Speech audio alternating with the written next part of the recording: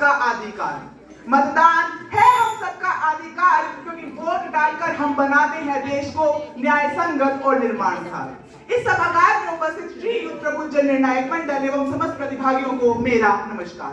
आज इस महान देश भारत का एक सशक्त युवा मैं आप सबके समक्ष मैं मतदान जरूर करूंगा कि मतदान जैसा और कुछ नहीं, इस विषय पर अपने विचार प्रस्तुत करने जा रहा हूं। महोदय जी, वास्तव में किसी भी लोकतांत्रिक देश के लिए मतदान उतना ही महत्वपूर्ण होता है जितना कि एक फसल को उगाने के लिए एक बीज महत्वपूर्ण होता है।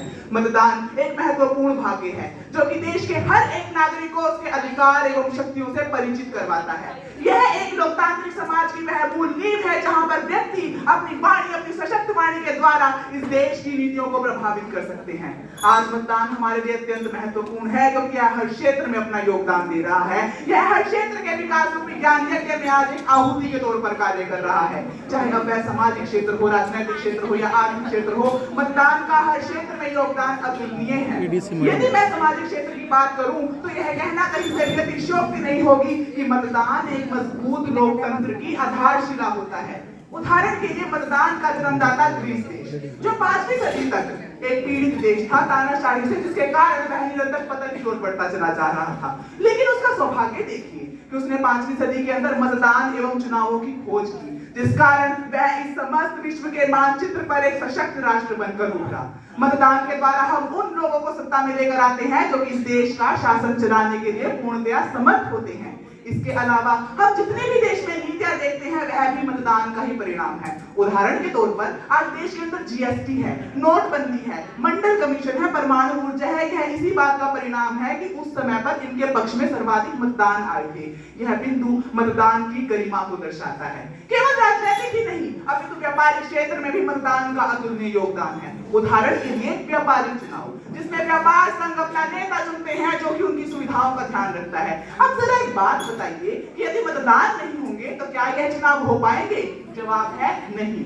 इसके अलावा कंपनी अधिनियम 2013 यह बोलता है कि यदि किसी भी कंपनी को अपना कोई भी निर्णय लेना है तो उसे सर्वप्रथम उसके पक्ष विपक्ष में मतदान करवाना जरूरी है, अन्यथा वह निर्णय नहीं ले सकती। क्योंकि महोदय जी, इसके पीछे एक प्रमुख कारण यह है कि मतदान से एक सर्वश्रेष्ठ निर्णय दृष्टिगोचर होता है जो न केवल उस कंपनी का अपितु समग्र अर्थव्यवस्था का विकास करता है। यह है मतदान के लाभ। महोदय जी, हम किस मुंह से बोलते हैं कि मतदान करना तो हमारे समय की व्यर्थ बर्बादी है, अभी तो यह तो हमारी शक्ति का परिचायक है। पीटर सी रॉलिंस ने अपने ड्रामा द वेस्ट विंग में ये बोला कि आपका मतदान का अधिकार मात्र अधिकार नहीं, आपकी शक्ति भी है, क्योंकि उस शक्ति के बल पर ही तो हम देश की सरकार और उनकी नीतियों को बदल सकते हैं। जी हाँ, आज हमारे देश के अंदर बिना मतदान के रियलिटी शो के विजेता नहीं निकलते, सरकारें नहीं बनती, नीतियां नहीं बनती, शेयर मार्केट आगे नहीं बढ़ता। तो क्या यह कहना अतिशयोक्ति है या मुझे कुछ और बोलने की जरूरत है कि हमारे देश में मतदान जैसा और कुछ भी नहीं है? आज मतदान की गरिमा हमारे देश में बहुत ज्यादा हो रही है। देखिए महोदय जी, हमारा आज का यह विषय कि मैं मतदान अवश्य करूंगा क्योंकि मतदान जैसा और कुछ भी नहीं, उन बिंदुओं पर प्रकाश डालता है जो कि एक व्यक्ति को मजबूर कर देते हैं कि वह मतदान करेगा। जैसे कि हम यहाँ पर देखते हैं कि मतदान के बहुत सारे लाभ हैं जिनके बारे में मैंने आपको बताया, परंतु इनसे भी लोग प्रेरित नहीं होते। तो चलिए मैं बताता हूँ कि हमें मतदान इसलिए भी करना चाहिए क्योंकि इसको ना करने से हमें काफी सारी हानियों का भी सामना करना पड़ता है। अरे, मतदान न करने से हानियां भी होती है? जी हाँ, मतदान ना करने से बहुत बड़ी हानि होती है, और वो यह होती है कि यदि आप मतदान नहीं करेंगे तो चुनावों का क्या अस्तित्व रह जाएगा? चुनाव तो ध्वस्त हो जाएंगे, और यदि चुनाव ध्वस्त हो गए तो मुझे जरा एक बात बताइए मित्रों कि जिस लोकतंत्र में हम ये बोलते हैं कि हम अपनी सरकार चुन सकते हैं, क्या वह लोकतंत्र रहेगा? बिल्कुल भी नहीं रहेगा।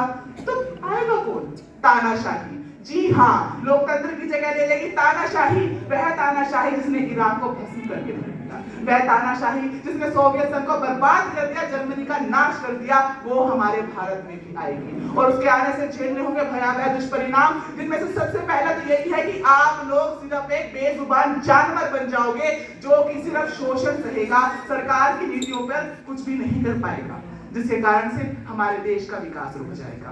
अरे मैं तो कहता हूँ मतदान कीजिए, तभी लोकतंत्र की गरिमा बढ़ेगी, क्योंकि हमारे देश की सरकार ने इतनी सारी व्यवस्था ला रखी है मतदान को समावेशी सुगम और उनमें हमारी भागीदारी बढ़ाने के लिए, जैसे कि इलेक्ट्रॉनिक वोटिंग, बायोमेट्रिक वेरिफिकेशन, घर के पास मतदान केंद्रों का होना, और भावी समय में ऑनलाइन वोटिंग भी आने वाली है। तो आपको कौन रोक रहा है मतदान करने के लिए? अंततः मैं तो केवल इतना ही कहना चाहूंगा कि मतदान केवल एक राजनीतिक दायित्व नहीं अपितु हमारे लोकतांत्रिक अधिकारों का अनुसरण है। यह हमारे राजनीतिक संस्थानों की शक्ति का परिचायक है, लोकतंत्र का परिचायक है। आज हमारे देश में काफी सारी समस्याएं मुंह फैला कर आगे खड़ी हैं। इनका निवारण यही है कि मतदान करके ऐसे लोग सत्ता में आए जाएं जो इनका निवारण कर सके। मोदी जी कहते हैं 2047 तक भारत विकसित हो जाएगा। ये कैसे होगा जब तक हम मतदान नहीं करेंगे? अतः हम सबको आगे आना होगा, क्योंकि यह कहा जाता है कि यदि भारत का हर एक व्यक्ति एक कदम उठाए तो भारत स्वतः ही 140 करोड़ कदम आगे हो जाएगा। अतः ठान लीजिए कि मैं मतदान जरूर करूंगा, करूंगी, क्योंकि मतदान जैसा कुछ भी नहीं। धन्यवाद।